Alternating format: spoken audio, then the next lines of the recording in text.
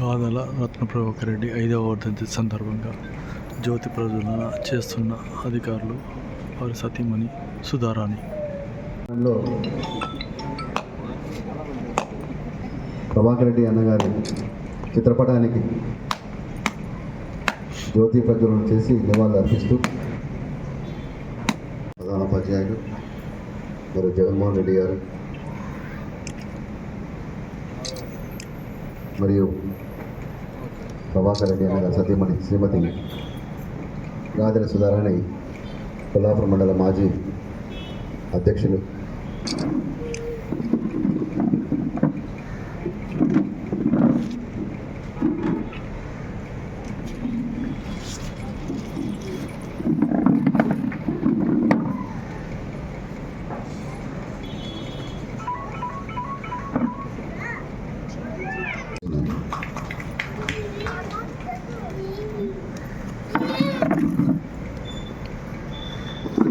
దివంగత రత్నప్రభాకర్ రెడ్డి అన్న గారికి సన్నిహితులు కొల్లాపూర్ మండల కాంగ్రెస్ పార్టీ సీనియర్ నాయకులు శ్రీయుతులు మల్లేపల్లి జగన్మోహన్ రెడ్డి అన్న గారిని వేదిక మీదకి రావాల్సిందిగా కోరుతున్నాను.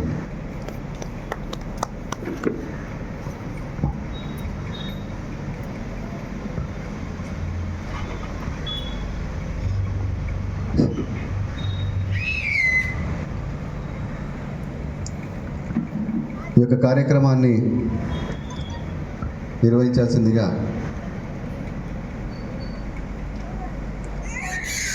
ఇంతకుముందుకు చెప్పినట్లు ఒక వ్యక్తి మరణం కొల్లాపూర్ మండలం తాలూకాలో ఎంతోమంది హృదయాల్ని కలిచివేసింది. అన్నగారి అంతిమయాత్ర చూసినట్లయితే, అంతిమయాత్రకు వచ్చేసినటువంటి జనాలను చూసినట్లయితే వారి మీద అభిమానంతో వచ్చినటువంటి వారందరినీ చూసి ఒక్కసారిగా కొల్లాపూర్ పట్టణం తల్లడిల్లిపోయిందంటే నమ్మశక్యం కాదు. అంటే అన్నగారి కార్యక్రమాలు, ప్రభాకర్ రెడ్డి అన్న గారు చేసినటువంటి కార్యక్రమాలు కానివ్వండి, చిన్న స్థాయిలో అంటే తక్కువ వయసు, చిన్న వయసులో వారు అకాల మరణం పొందడం చాలా బాధాకరం. వారి యొక్క బాధను దిగమింగుతూ కూడా అన్నగారి సతీమణి అనేటువంటి శ్రీమతి గాదెల సుధారాణి గారు అన్నగారి పేరు మీద ప్రతి సంవత్సరం కూడా అన్నగారి వర్ధంతి రోజున చాలా సామాజిక కార్యక్రమాలు నిర్వహిస్తున్నారు. అందులో భాగంగానే వారు ఈరోజు కొల్లాపూర్ తాలూకాలోని దివ్యాంగులైనటువంటి విద్యార్థులకు ట్రైసైకిల్ మరియు వీల్ చైర్లు అంటే వారికి అవసరమైనటువంటి పరికరాలు అందజేయాలని నిర్ణయించడం గొప్ప శుభ పరిణామం. అదేవిధంగా కొల్లాపూర్ మండలంలోని కొల్లాపూర్ మున్సిపాలిటీ టౌన్లోని 1వ వార్డులో దివ్యాంగులైనటువంటి ఇద్దరు తల్లిదండ్రులు వారి కుమార్తెను చదివిస్తున్నాం అంటే వారి చదువుకు నేను ఆర్థికంగా చేయూతను అందిస్తానని ముందుకు వచ్చినటువంటి సుధారాణి మేడం గారికి ధన్యవాదాలు తెలియజేసుకుంటున్నాం. ముందుగా ఈ కార్యక్రమాన్ని ఉద్దేశించి మాట్లాడవలసిందిగా గౌరవ వేదిక మీద ఉన్నటువంటి వారికి నమస్కారములు, అలాగే మీ అందరికీ కూడా నమస్కారములు, పేరెంట్స్ అందరికీ కూడా. నిజంగా ఇది గొప్పనైనటువంటి పరిణామము. మరి మేడం గారు బాధను దిగమింగుకుంటూ తమ యొక్క భర్త గారి యొక్క ఆశయాలను ప్రజల మధ్యకు తీసుకురావడము చాలా గొప్పనైనటువంటి విషయము. అందరికీ అన్నీ ఉంటాయి, కానీ సహాయం చేసేటటువంటి వారు చాలా అరుదుగా ఉంటారు. మరి నిజంగా గొప్పనైనటువంటి సందేశము మరి సమాజానికి ఇవ్వాలనేటటువంటి ఉద్దేశంతో, సమాజంలో కూడా మార్పు రావాలనేటటువంటి ఉద్దేశంతో మేడం గారు మరి ఇటువంటి ప్రోగ్రాం చేయడము చాలా గొప్పనైనటువంటి విషయము. మరి అన్నగారి యొక్క ఫొటోస్ను నేను ఇక్కడ వచ్చినప్పుడు చూసినాను అక్కడక్కడ. సుధారాణి మేడం గారికి మరియు ఎంఈఓ సార్కి, మిగతా పెద్దలకి నమస్కారాలు. వేదిక ముందున్నటువంటి అందరికీ కూడా మరొకసారి నమస్సుమాంజలి. మరణం మనిషిని మన నుంచి దూరం చేస్తుంది, కానీ వారి ఆలోచనలు జ్ఞాపకాలు మన మధ్య ఉంటాయి. మరి సార్ రత్నప్రభాకర్ సార్ గారి ఆశయాలను ఆలోచనలను వారి ధర్మపత్ని అయినటువంటి సుధారాణి మేడం గారు వారు మన మధ్యనే ఉన్నారు అంటూ వారి జ్ఞాపకంగా ఈ దివ్యాంగులైనటువంటి చిన్నారులకి చేయూతను అందించడం చాలా గొప్ప విషయం.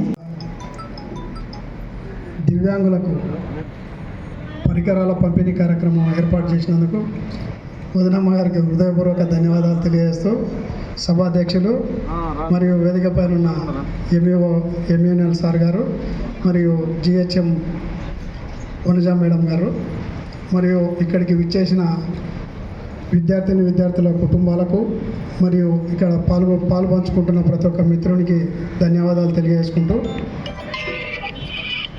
ప్రభాకర్ రెడ్డి గారితో నాకు చాలా సంవత్సరాల అనుబంధం ఉంది. మేము రాజకీయాల్లో రాకముందు విద్యార్థి రాజకీయాల్లో కూడా మేము భాగం పంచుకునేవాళ్ళం. నేను వనపర్తిలో, వాళ్ళు కొల్లాపూర్లో ఉండేవారు. కాలక్రమేణా అతను మహబూబ్నగర్ హెడ్ క్వార్టర్లో నివాసం ఏర్పరచుకొని అక్కడ వ్యాపార కార్యకలాపాలు చేస్తూ ఉండగా అనుకోకుండా 2014-15 స్థానిక సంస్థల ఎన్నికల్లో ప్రభాకర్ రెడ్డి గారిని కొల్లాపూర్ జెడ్పీటీసీగా పోటీ చేయడానికి నేనే ఆహ్వానించి ఆ రోజు ఉన్న కాంగ్రెస్ పార్టీ ఇన్ఛార్జ్ విష్ణువర్ధన్ రెడ్డి గారి దగ్గర మాట్లాడి జెడ్పీటీసీ కాంగ్రెస్ పార్టీ బీఫామ్ ఇప్పించి అభ్యర్థిగా నిలబెడితే 10 ఓట్ల స్వల్ప తేడాతోటి టెక్నికల్గా ఓడిపోయినట్టు ప్రకటించారు. వాస్తవానికి విజయం ప్రభాకర్ రెడ్డి గారిది. ఆ రోజున్న వ్యక్తులు కలెక్టర్ గారి భ్రమతో గాదెల రత్నప్రభాకర్ రెడ్డి గారి 5వ వర్ధంతి సందర్భంగా ఈ యొక్క కార్యక్రమానికి విచ్చేసినటువంటి ఎంఈఓ ఇమాన్యుయల్ గారికి, అలాగే girls high school HM Vanaja గారికి, అలాగే మా జగనన్న గారికి, అలాగే మీడియా మిత్రులకు, అన్నగారి అభిమానులకు వచ్చినందుకు చాలా చాలా ధన్యవాదాలు తెలియజేస్తున్నా.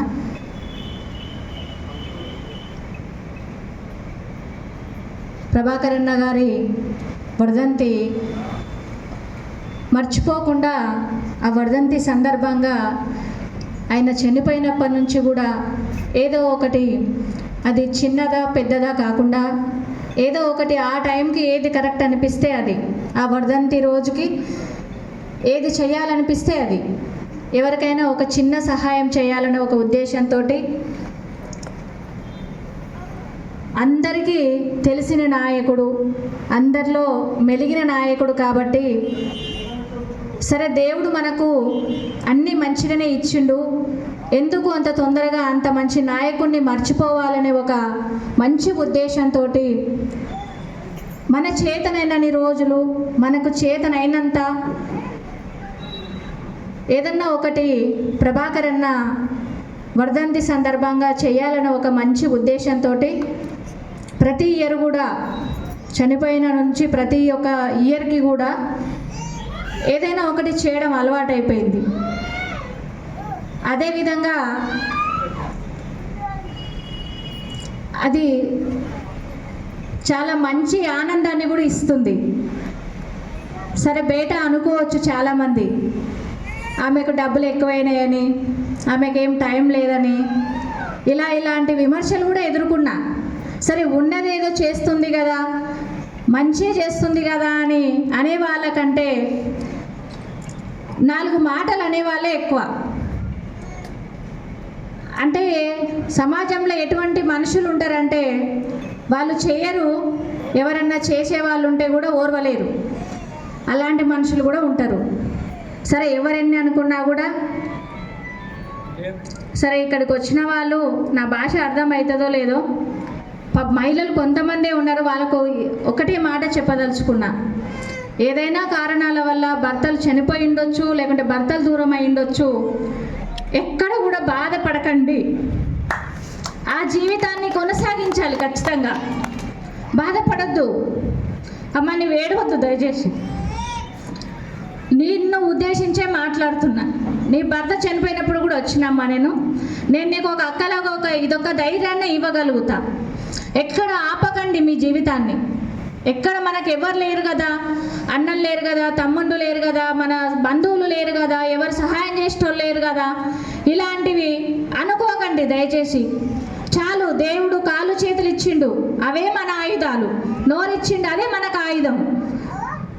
మనకెంత శక్తి ఉంటే, మనకెంత సమర్థత ఉంటే అంతే చేయండి. మనకు ఉన్నంతనే. ఎవరికైనా చేయాలనిపిస్తే ₹10 హెల్ప్ చేయండి, ₹1 హెల్ప్ చేయండి అనేవాళ్ళు చాలామంది ఉంటారు. అది ఎవరిది పట్టించుకోవద్దండి, ఎవరు ఏమన్నా పట్టించుకోవద్దు. మీరు మంచి పని చేస్తున్నారా లేదా అనేది మీకు ముఖ్యం. అదొక్కటే నేను మీకు చెప్పదలుచుకున్నా. ఈ చేయడానికి కూడా అదే కారణం. భర్త చనిపోయినా కూడా ఎందుకు చేస్తుంది, ఎందుకు తిరుగుతుంది, ఏం అవసరం, ఏమి రాజకీయాలు, ఎందుకు చేయాలి, భర్త లేడు కదా, ఇలాంటి విమర్శలను ఎదుర్కొంటున్నా నేను. ఎందుకు మనం ఇంట్లోనే ఉండాలి, ఎందుకు మనం అన్నీ బంద్ చేయాలి భర్త చనిపోగానే, ఎందుకు చనిపోయిన తర్వాత ఏమి గోల్స్ ఉండవా, ఏమి సాధించేటివి ఏమి ఆశయాలు ఉండవా? ఆశయం అంటే ఏదో పెద్దది చేయాలనేది కాదు అక్కడ.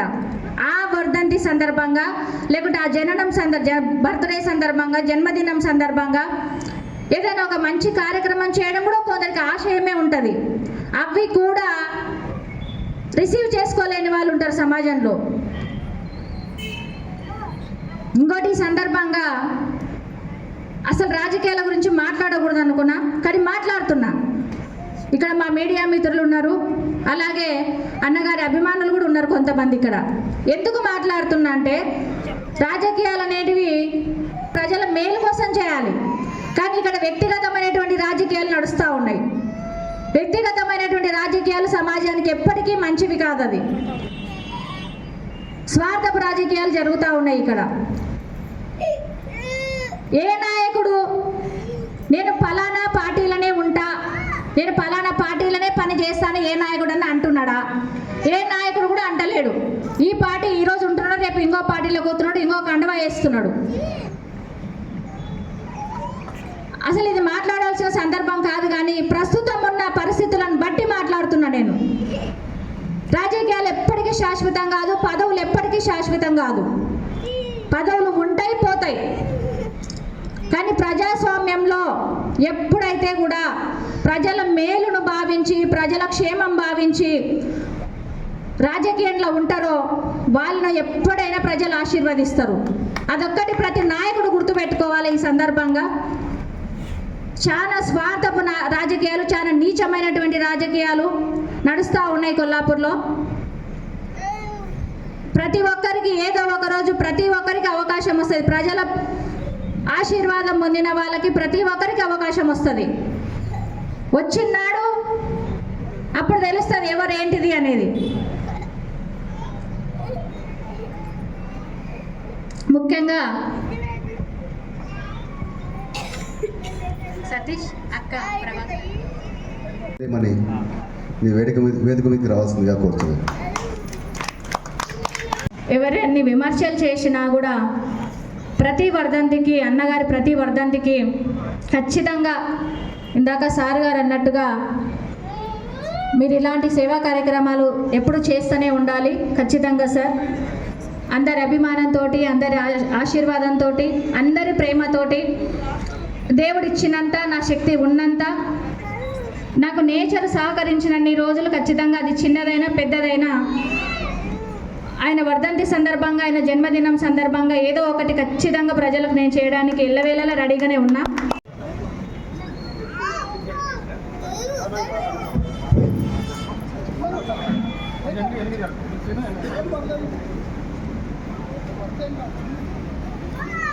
బేడ పుడగజంగాల కాలనీలో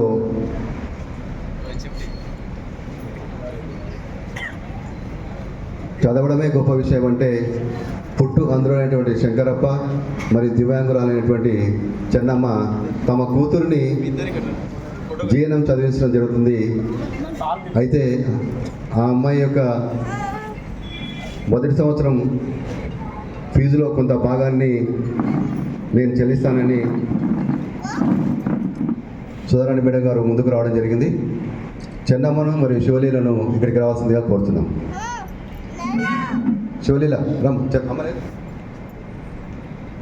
చందమ్మ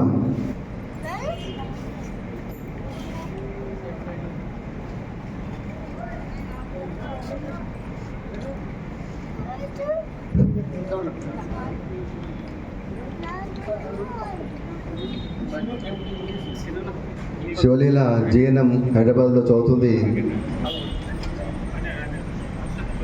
ఆ అమ్మాయికి ఆర్థిక చేయూత అందించడానికి సీను నువ్వు మొత్తం శ్రీమతి సుధారాణి ఆ అమ్మాయికి ఆర్థికంగా చేయూతను అందిస్తున్నారు. వారికి మరీ మరీ ధన్యవాదాలు తెలియజేసుకుంటున్నాం.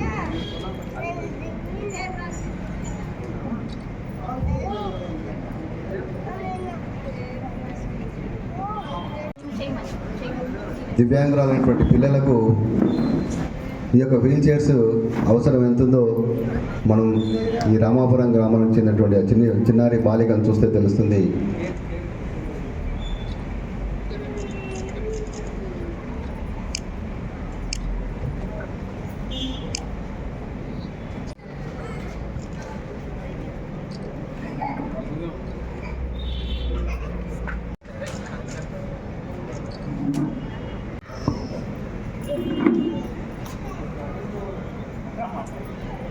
ముందుకు రా.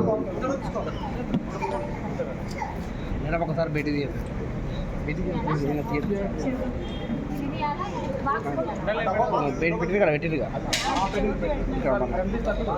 అనిపించినట్టు పెట్టింది.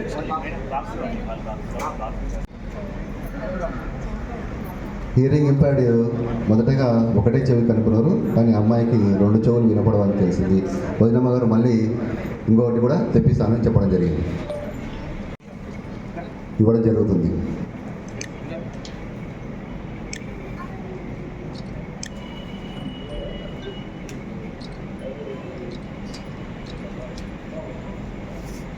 సిపి చైర్లు ట్రై సైకిల్ ఇస్తుంటే ఆ పిల్లల్లో కలుగుతున్నటువంటి ఆనందం వర్ణనాతీతం.